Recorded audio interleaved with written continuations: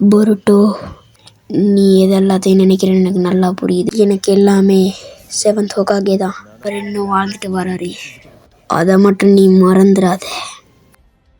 அது எனக்கு தெரியும். நான் அந்த முடிவு எடுத்துட்டேன். 7வது ஹோக்காகையை கொல்ற ஒருத்தனை விட மாட்டேன்.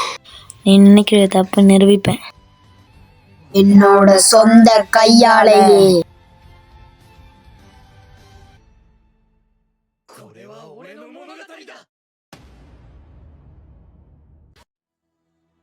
நான் இதை நிறைய சொல்றேன்னு எனக்கு தெரியும், ஆனாலும் உண்மையிலேயே நன்றி. ஒருபோதும் அதை பெருசுப்படுத்தாத. நான் உங்க பையன் என்னோட சண்டை போட்டிருக்கும் போது அப்புறம் நீங்க வந்தீங்க, நீங்க என் வாழ்க்கையை மாத்தினீங்க. அது என்னோட கடமை.